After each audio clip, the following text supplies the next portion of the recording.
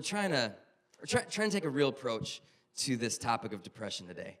How many of you have ever been in a situation where you know that you feel so sure about something that you'll fight for like tooth and nail that this is the truth, and I am going to believe in it like crazy?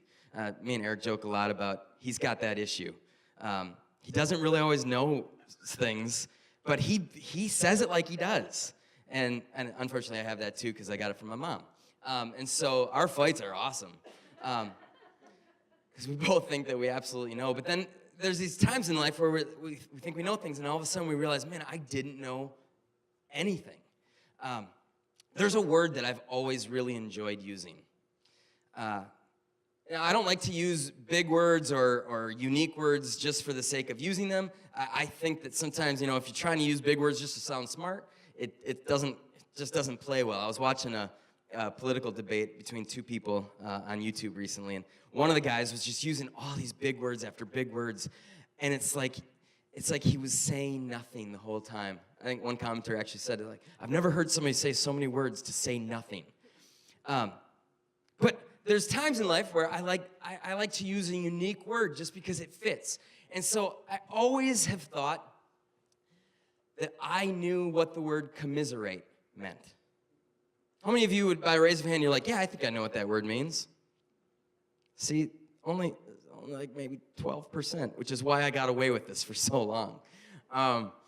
I used to think that the word commiserate meant to have a small conversation with someone. I don't know why that's what I thought. I think it comes back to something I might have heard wrong on SNL when I was growing up or something. But I'd be like, oh, it's nice to go to church and just commiserate with the people there. Or, hey, why don't you guys commiserate together and get to know each other a little bit? And then one day, I was talking to somebody, and she's like, you have no clue what that word means, do you? And I got angry. I was flabbergasted. I know what that word means. And so I'm objecting, like, no, you're wrong. Unfortunately, there's this thing called Google, and like in 2 seconds, you can figure out who's actually wrong. I was wrong. The word actually means, I have to look it up because I've got it in my brain for so long what it means that I'm totally wrong. But it means to express or feel sympathy or pity, to sympathize with people. That's probably why I didn't know what the word means, because I don't like to sympathize with people.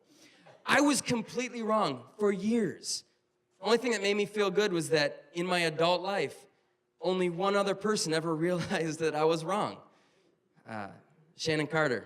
It was at our Beloit campus. We were having a staff meeting. She's like, you don't know what you're talking about.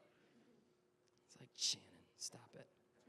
Thankfully, other people didn't know what I was talking about, that I was wrong, I think, either. And so sometimes in life, we simply get things wrong. And sometimes as a group of people, we have the capacity to get things wrong for a long time as well. I'm going to just go out there and say that I think that the history of the church has kind of been a little sketchy at best in our terms of how we've dealt with depression. Much of our history as a church, I think, has been accusatory. That if you would just have enough faith, that if you would just believe God enough, then your problems are going to go away, that your depression's going to go away, that you're going to see that this life is good enough that you can find joy in it no matter what. I think it's just kind of recently in the last few years, I think the church as a whole is starting to kind of come to this understanding that maybe this thing's a little bit bigger than that. Maybe it's a little bit outside of our grasp to figure out. And I think about a guy named Martin Luther, who back in the 1500s, one guy finally came out and said some things about faith and changed the way that the church looked at faith. That we as a church up until then, it was like we thought no matter whatever we do, it's all about what we do that gets us saved. And Martin Luther's like, it's actually God who does the saving through our faith. And kind of changed the whole way that we looked at that.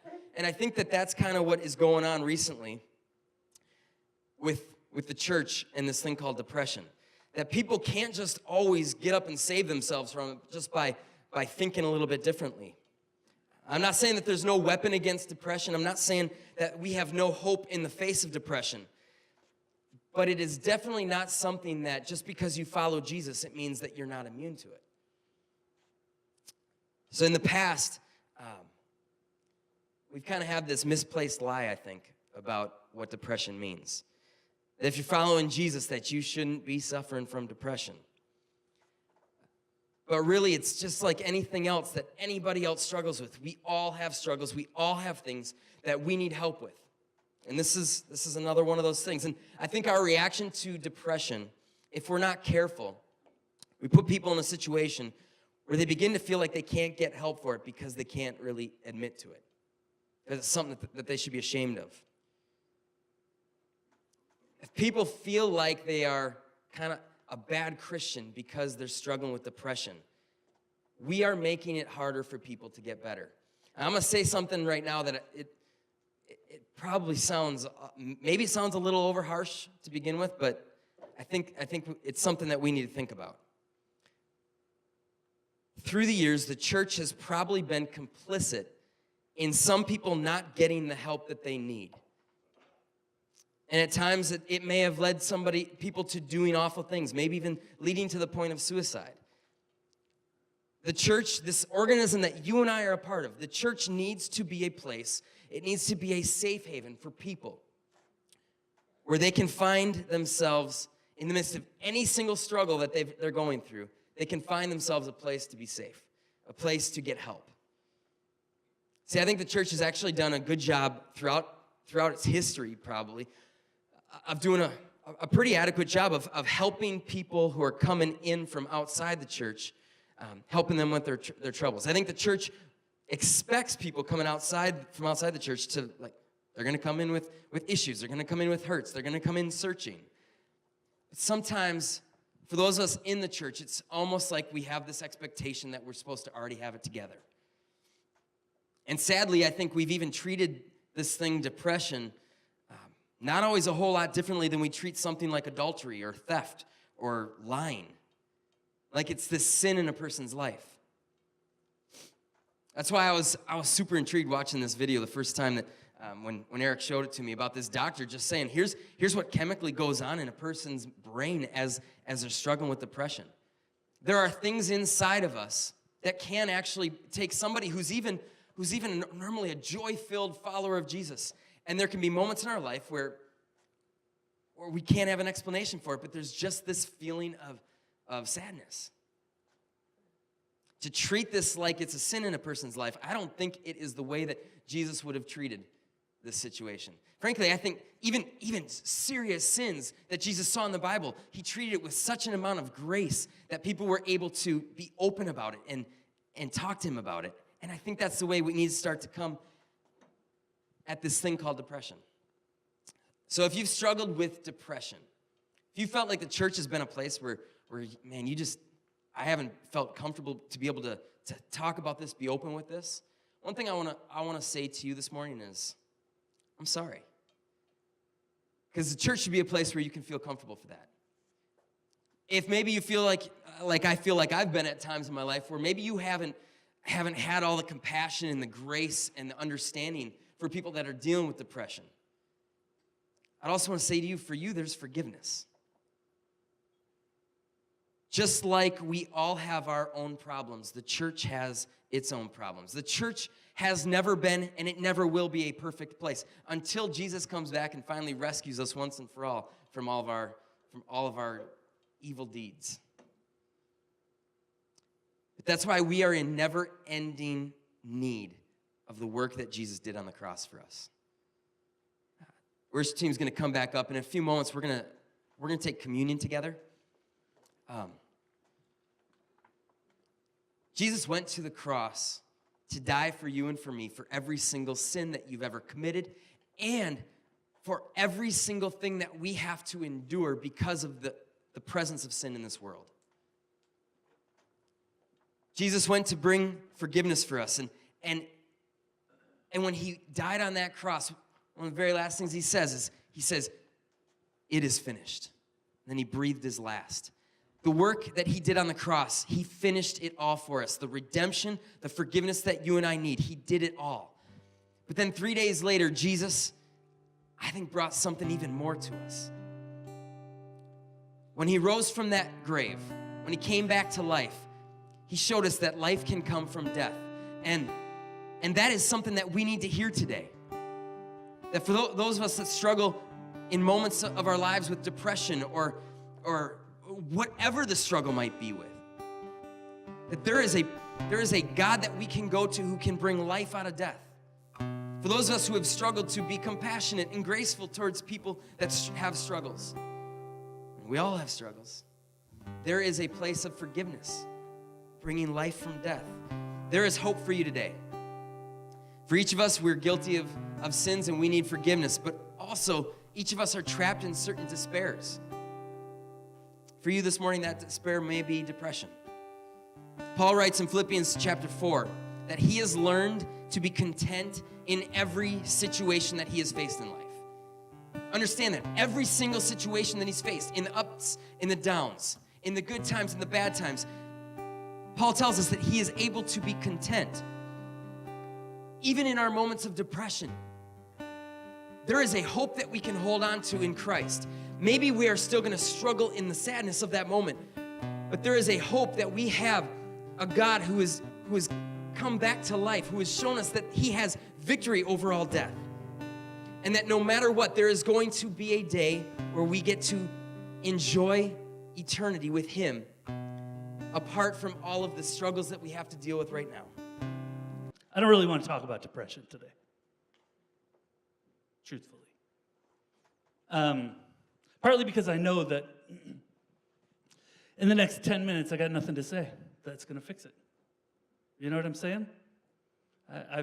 Partly because I've walked through it, not only with a lot of you guys, but with people I love more than life itself.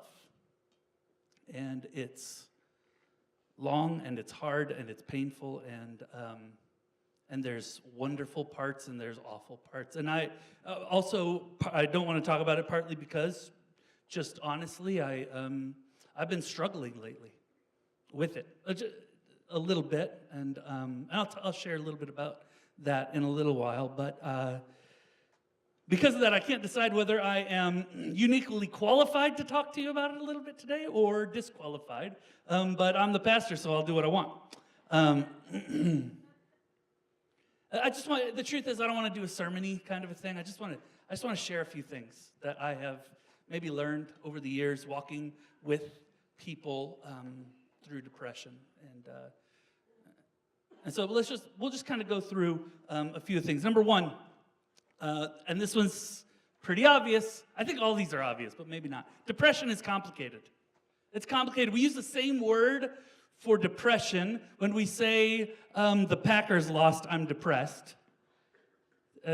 And we use that same word about the person we know who took their own life, who is depressed. And as if those two things are even in the same ballpark, right?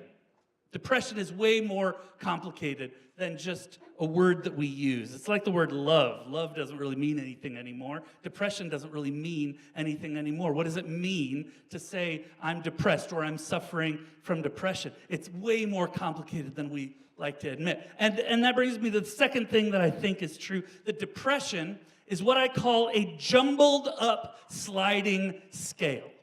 And here's what I mean by that. Way over here, we've got normal person, regular, everyday person sadness, right? Everybody experiences it. Something bad happens. We feel sad. And then there's this long, it's not like you're either depressed or you're not depressed. It's a spectrum. So you have normal person sadness, and then all the way over here, you have what would be considered severe clinical depression that comes with lots of destructive symptoms like self-harm, suicidal thoughts, those kinds of things, all the way over on this side. And all in the middle, you have a jumbled up group of things that we call depression.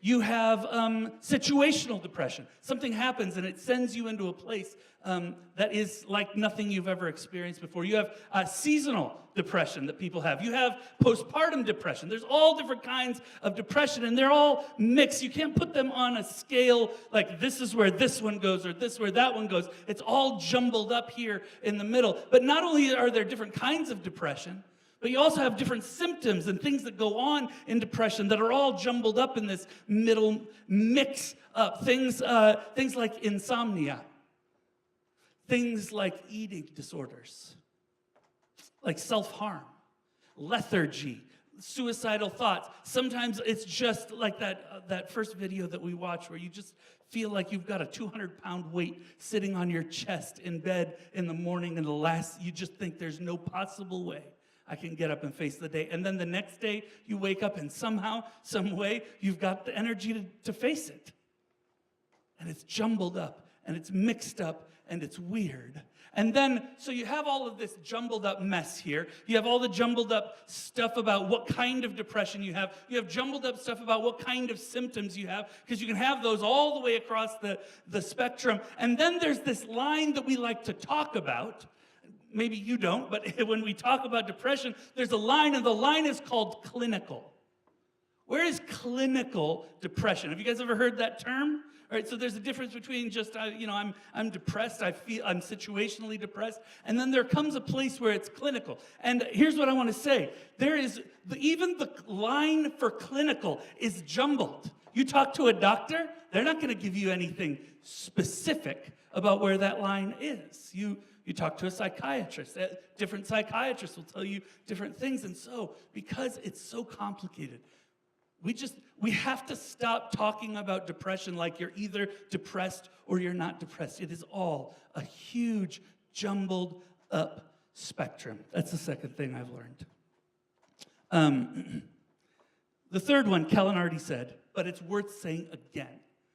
Depression is not a sin. Can I say it again?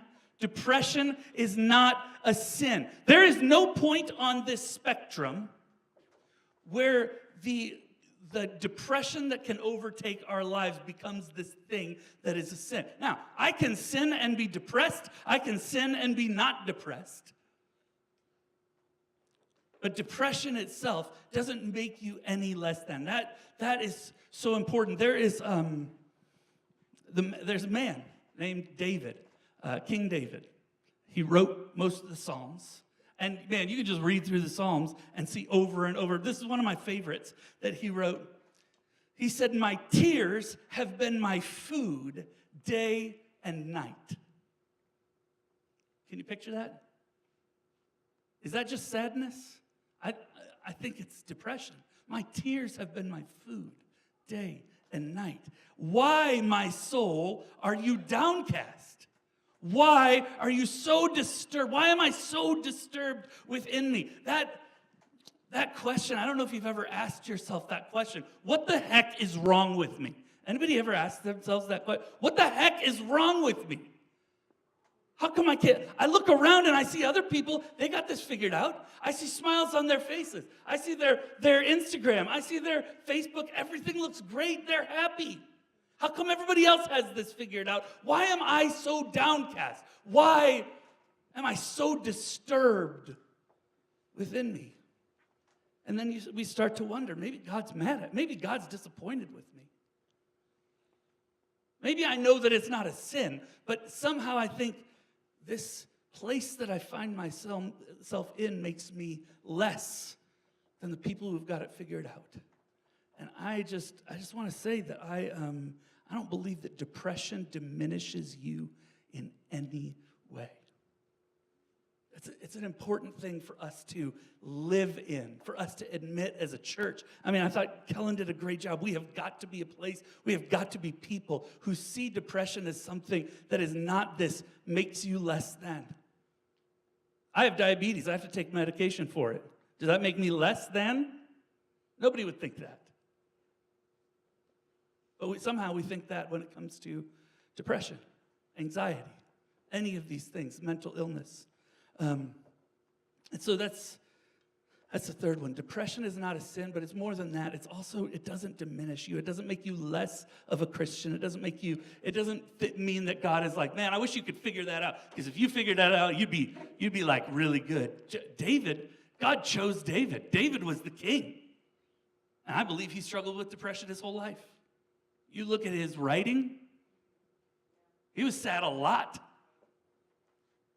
And God chose Him. Okay.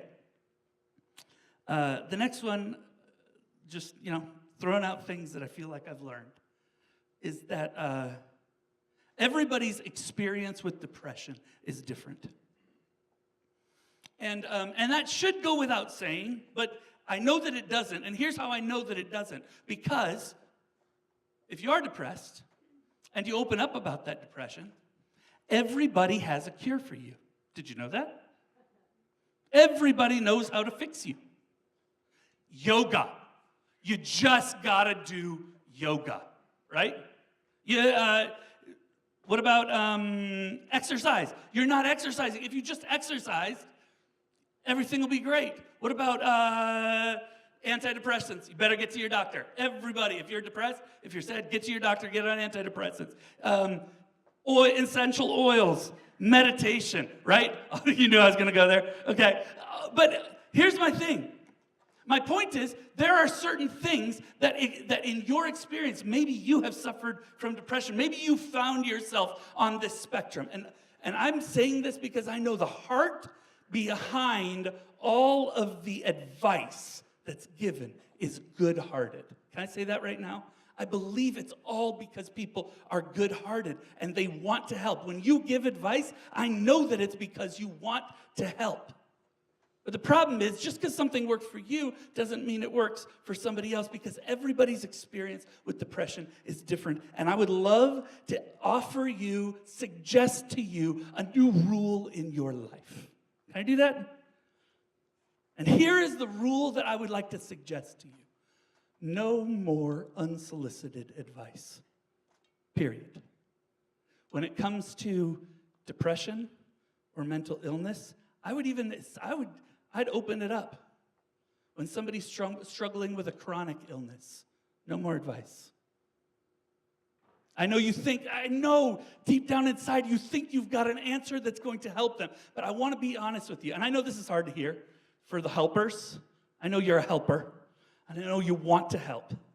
But here's the problem, that I know it's not what comes from your heart, but the way that it feels, unsolicited advice, at best, feels like you don't really know me. Why would you, that's the best case scenario. We're not really close. I didn't ask you for advice. Why'd you give me advice? Best case. Worst case, and I'm telling you, no matter what is in your heart, no matter what's in your heart when you say it, and I know your heart is good when you say it, but it comes across as judgmental. Unsolicited, when you say, have you ever thought about this? I know that feels not judgmental, but when you're living it, it comes across as judgmental. It comes across as you know better. Now, if you are in relationship with somebody and you're having conversations and they ask you for your advice, go right ahead.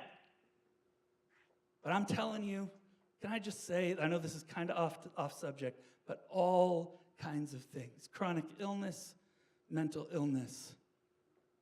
If you're close to somebody and they're having a conversation and they open it up for you to give advice, great. If not, shut up. Yeah? Is that okay for me to say? Shut up. Okay, that was harsh, but I'm okay with that. I can be harsh sometimes. All right, that's the second one, or the fourth one. Everybody's experience with depression is different, so shut up. Okay. I didn't know how that one was going to go. I feel okay. Feel okay with you guys. Okay, here's the next one. Sometimes God heals depression. And sometimes he just wants us to follow him in the middle of depression. Man, I hope if you're struggling with depression, I've no problem praying that God will heal you completely. If that's his will, I hope he will. But here's what I've learned in my life. I think a lot of the time, in my experience, most of the time, what God wants is for you to learn to have a fulfilled life where you follow Jesus in the middle, in the face of depression. Some of us, the guy talked about it, some of us are genetically wired where that transmission is weaker than other people's transmission. And we're genetically wired to be more melancholy. That's part of the deal. And if that's the case for you, I pray that God will fix it. But I also believe that there's some of us that need to learn to follow him in the middle of it. And I know people who struggle with depression their entire lives, who live fulfilled lives and follow Jesus while they take their medication and they try to exercise as much as they can, and sometimes it goes well and sometimes it goes poorly, but their heart is after Jesus, whether their depression is controlling them or not. Sometimes God heals depression, but often what he wants from us is to follow him in the middle of depression. So that's a few things that I've kind of put together over the years. And then as I was planning this little talk at the end here, I felt like God was telling me to be honest with you guys about a few things. I've been a pastor for 20 years now, and I've walked people through this, and I have been a proponent. I've told lots of people, you need to go get therapy. You know, somebody comes to me for counseling. We call it counseling. I'm not a counselor. Can I say that? That's just not who. I'm not a counselor. But I do spiritual direction, and sometimes when somebody comes and talks to me, and I get a sense, man, you're really depressed, or your anxiety is taking over your life, I'll say, you need to go see a therapist. You know, like you need to start talking to somebody. I have been a proponent of the value of therapy my whole life, but I've never seen a therapist, right? And because I never really felt like I needed to. I'm in general, I'm a pretty even keel guy. I do pretty well, and I'm just going to be honest with you. The last year, I have not been doing well.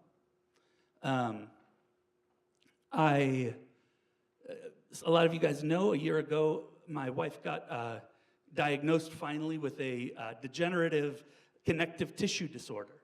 And so that has radically changed our lives. And then this summer, I lost my dad, who's one of the closest people in my life. And I found myself, the truth was, I didn't think anything of it, but I realized over the course of, as I went through the fall, I started realizing that I wasn't in control of my emotions the way that I always had been, I could always talk my way into whatever emotional state I needed to be in, but I just couldn't do it.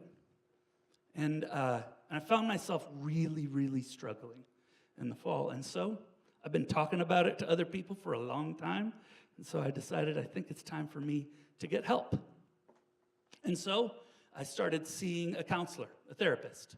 And I got to tell you, right now, just saying those words out loud in front of you guys, I know it's stupid, but it makes me feel weak. Right? I know that's dumb. I know I would, if somebody else told me that, I would say, you're crazy. It doesn't make you weak, but there's something in me that feels like it makes me less than. And I don't know what that is. I don't know if that's messages that I got my whole life that I'm pushing up against. But when I say to you as your pastor, right now I've been struggling and I'm seeing a counselor. I'm in therapy. I talked to him on Thursday, right now. And it feels vulnerable right now. And I don't like being vulnerable. It's not just vulnerable with you here. It's vulnerable when I talk to him. His name's James, and he lives in Kansas City, Missouri. And we do it on Skype. And he's awesome. And he calls me out on my stupid thinking. And he's really kind. And he's brilliant. And I hate it. I love it. It's so good for me, and honestly, I don't know where I fit in the whole jumble of depression. I'm gonna guess I live over here. I don't believe I'm wherever that clinical line is. I don't think I'm over that. I don't know exactly where I fit. But I'll tell you what, I have a newfound respect for people who have lived on this path for a long time. Vulnerability is hard. I love working with James, and he is pushing me in ways I have never been pushed in my life, but it's both harder and more rewarding than I would have guessed. Last week, not this past week, the week before, I canceled my appointment with James. I canceled it, and I gave him some lame excuse, but the reality is I was feeling really low. I was feeling bad, and I just didn't want to talk to him. I didn't want to be vulnerable. I didn't want him to call me out on my screwed up thinking. I didn't want to feel weak. So I canceled. Because being vulnerable is hard. It's hard for me. It's hard. Being open is hard. And while I don't believe that there is a one-size-fits-all road out of depression for wherever you find yourself here, I am becoming more and more convinced that every single one of those roads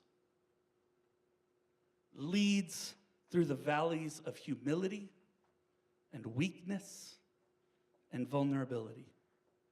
That's why I find this new respect for people who have been struggling with this for a long time, who've been open and vulnerable and willing to show weakness so that they can get to strength. This is hard for me to say in front of you guys.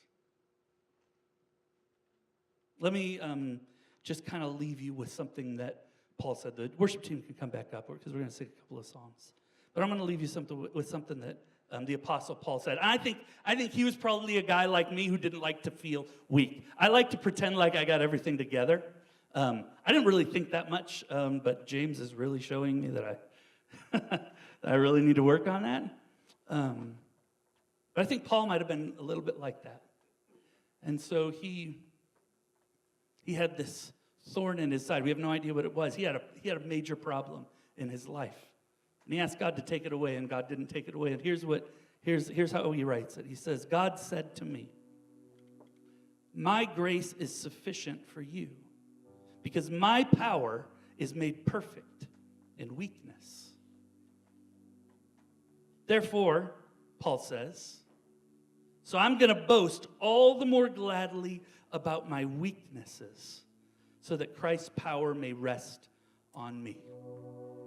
This is your pastor right now, boasting about my weaknesses.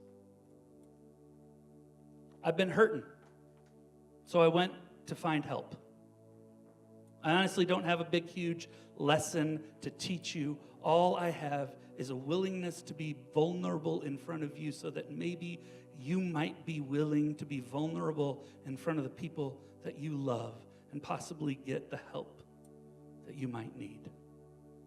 Let's pray.